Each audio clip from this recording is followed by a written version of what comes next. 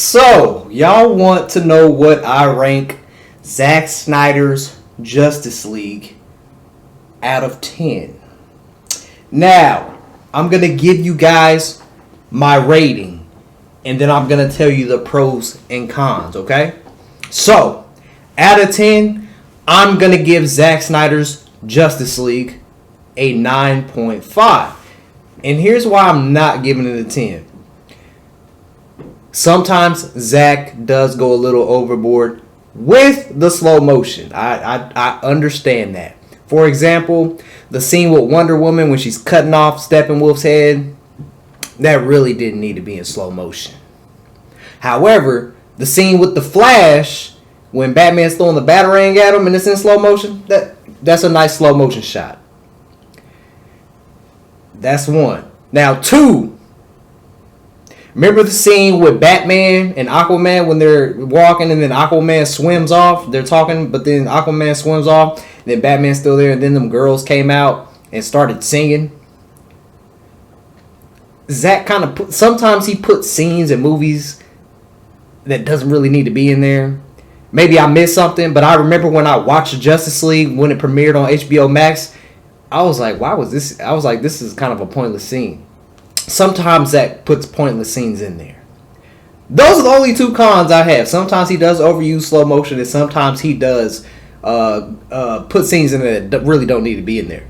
However, everything else is on point. Actors, straight on point. Costume designs, straight on point. Villain designs, straight on point. Serious tone, on point. What else we got? We got the serious tone. Even with the laughing. See, Zack balances that stuff out really good. People say that he doesn't have like a lot of humor in his, or it's so dark or whatever. There was humor in his Justice League, and it was right. For example, like when Flash talked to Batman, he's like, what's your superpower? And he's like, I'm rich. I mean, that was a funny moment. And there's multiple funny moments in there. And they have iconic moments in there, like Cyborg, when he's listening to his father's tape and he's like, you get to decide what type of man you want to be, and he helps that single mom out and gives her $100,000 pretty much, or even the scene with Cyborg when he's talking about that S word, and he's like, I'm not alone, Even the scene with the Flash when he goes back in time, wasn't that nominated for an Oscar or something like that? So Zack Snyder's Justice League is great. And what's crazy? We got this new Superman movie coming out, and everybody's talking about Superman, Zack Superman this, Zack Superman that. Go compare Zack's Justice League Superman towards the end of the Justice League to the Batman v Superman and to Man of Steel. We was getting that Superman where everybody loves. However, people don't have the IQ nor the patience to understand that even Zack came out and said that, Superman, he can't just be that guy that we know. He has to go on a journey to get to be that person. Just like I said this before, it's just like real life, man. A lot of life's obstacles, they shape and form us to the people we're going to be later on. That's pretty much what Zack did with Superman.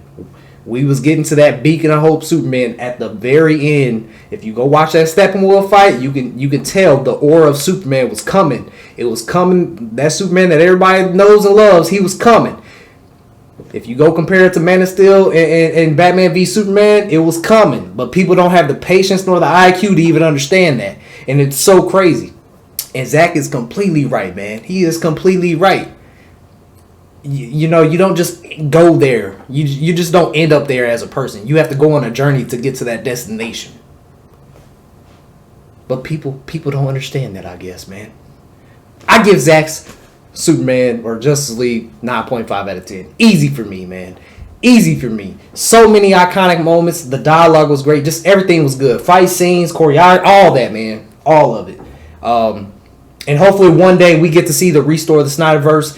And I have, I can't be a supportive of Zack Snyder's restore of the Snyderverse and not want David Ayer's Suicide Squad to come out, because I don't think that's fair. So I think if we're also, hashtag restore the Snyderverse, we should also be hashtagging, I forgot what the hashtag is for David Gore's David Ayer's Suicide Squad, but we should support that as well if we're gonna hashtag restore the Snyderverse. So we should be supporting David Ayer as well. So yeah, got that cleared up. 9.5 out of 10, easy for me, easy.